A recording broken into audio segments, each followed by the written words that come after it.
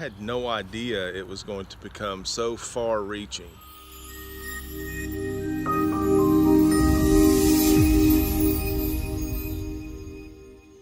So, as a city employee, I was asked by the city manager to quieten my people down because the birders were kind of making some noise about a major city project that involved disturbing some wetland.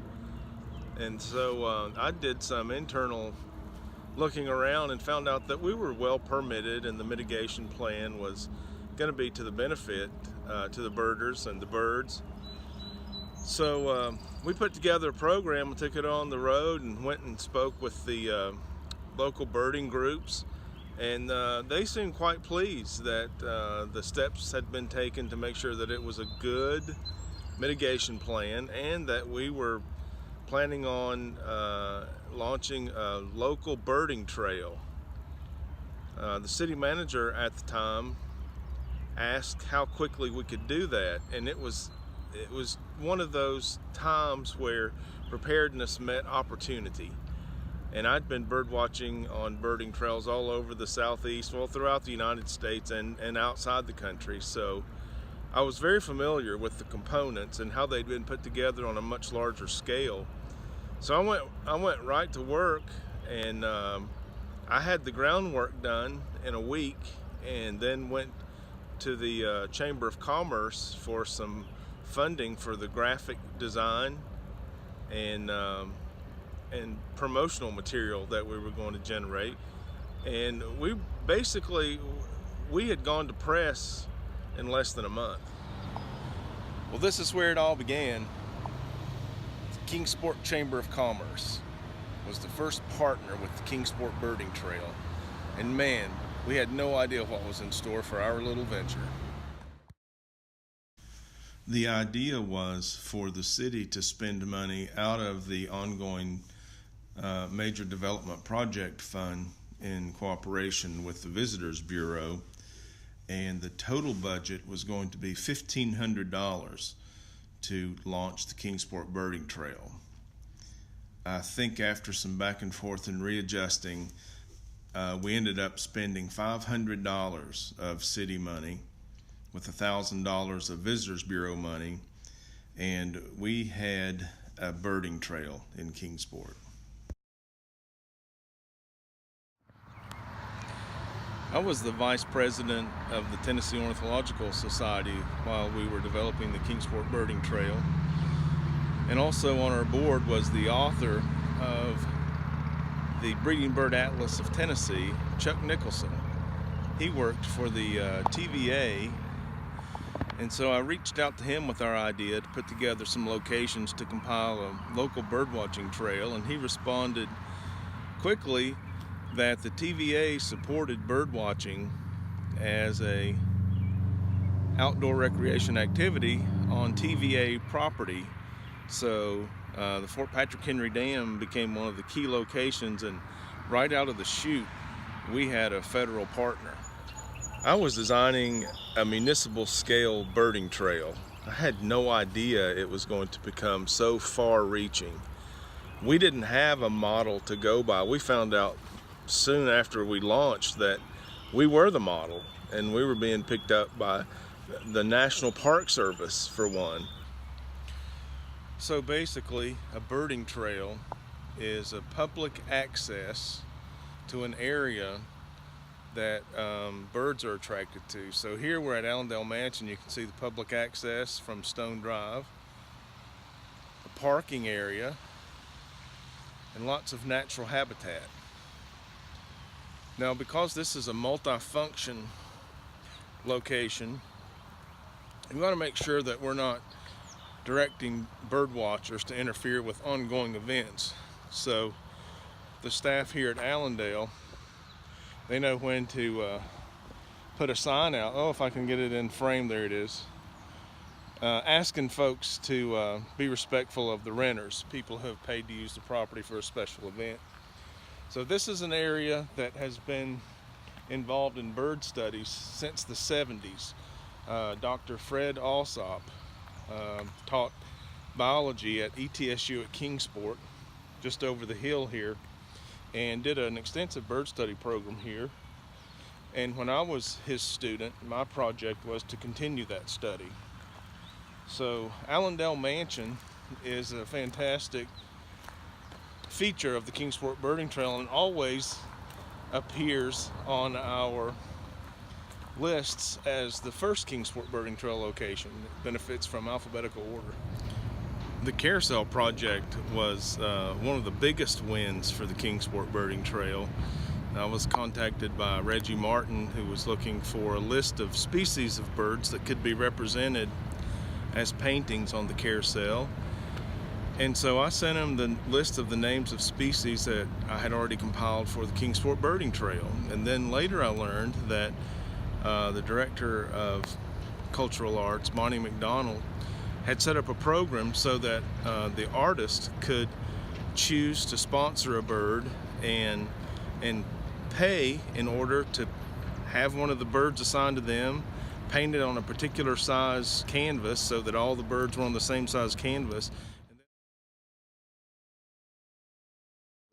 And then they were mounted on the carousel at no expense to the project or the city. And then that was heightened with a wonderful collaboration when the Cultural Arts Department decided to allow the bird paintings to be adopted out to the public for $500 a piece. So every bird on the carousel, I think there are 20 birds, was adopted at $500 a piece, and then they made a poster of the birds of the Kingsport carousel and a set of note cards for each of the birds. So they're still generating revenue, and it was just a wonderful handshake between the Kingsport Birding Trail and the Kingsport Carousel project, and it didn't cost either amenity anything and just added more bang to the buck. And so it's still a part of the history of the Carousel project and the natural history of Kingsport. So it's a story that I like to tell, and if you've not heard it before, I want to encourage you to share it with someone.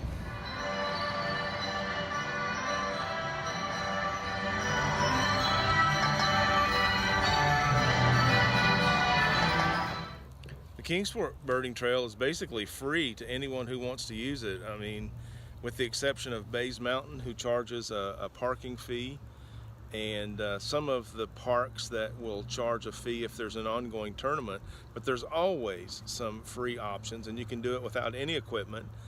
And the libraries in the area, the regional libraries, were very helpful in getting the KBT established, and they bought and shelved brand new field guides. So if you had a question about which bird you had seen and wanted a positive identification, you could check out a field guide from any of the local libraries. So what do a baseball park, a mansion, and a hydroelectric dam have in common? Usually not much, but in Kingsport, they're all on the Kingsport Birding Trail.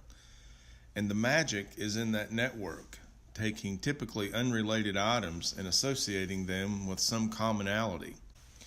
We used an overlay system as part of our site selection criteria for the KBT. And by that I mean we just brought a new group of users to existing facilities that had existing budgets. So there wasn't any construction or maintenance fees associated with the sites selected for the KBT. The budget that was in place would have existed whether or not the KBT was added to the facility. An extremely rare bird showed up behind Riverfront Seafood Restaurant and drew a crowd of over 1,000 birders, according to the restaurant owner. And he made a statement to me after the fact that those people were more likely to pick up a piece of trash than to litter. And he also appreciated that he sold several hundred plates of food to people that had come from all over, at least 5 states that I talked to see the rare bird.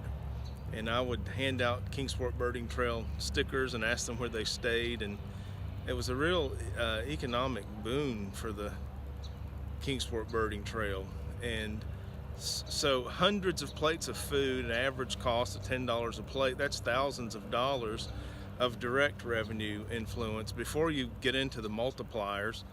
The one that I'm familiar with is that a local dollar spends itself 20 times before it gets outside the area. So we're talking about a considerable impact that one bird had, and we had a great network to tell people, hey, the bird's on the Kingsport Birding Trail.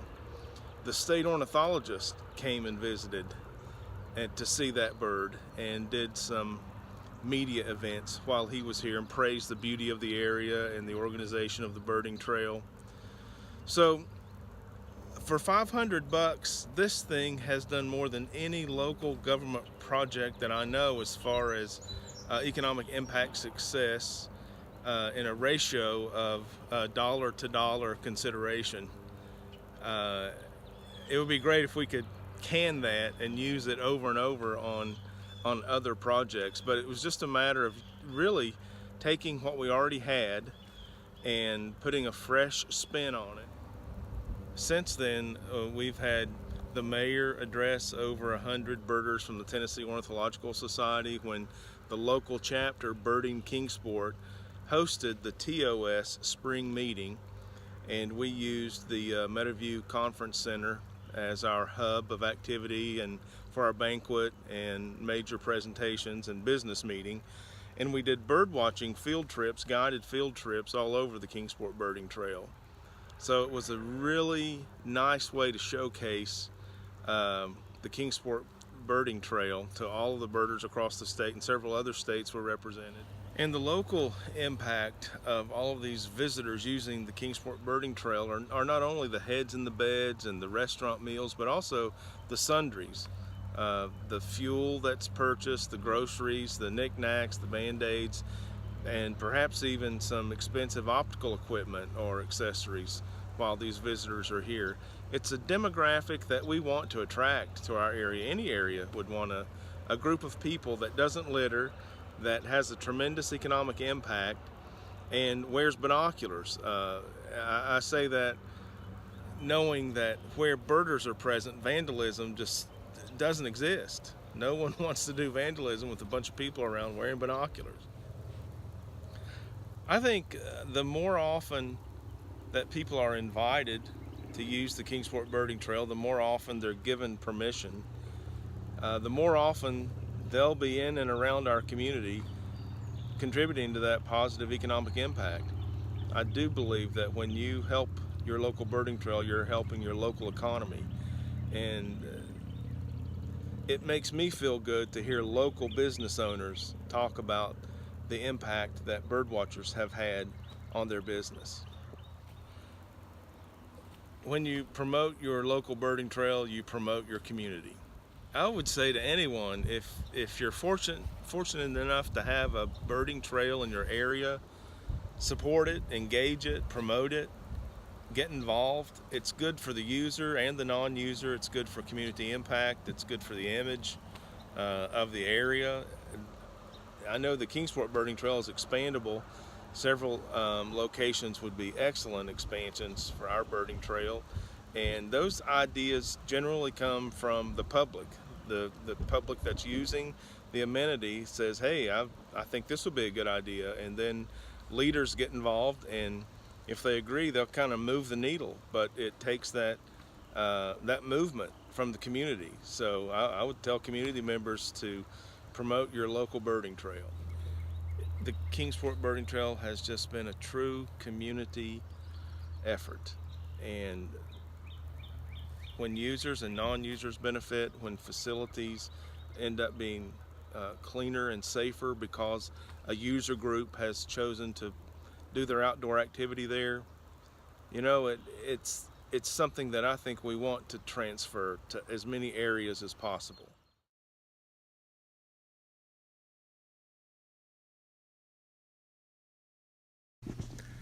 I'd like to thank you for tuning in and invite you to subscribe to the River Life channel if you haven't done so already. You can click on the icon in the upper left corner, Or hang around, watch another video. There's a pretty good recommendation there in the bottom right-hand corner. Either way, thanks for stopping by, and I hope to see you again soon. So long.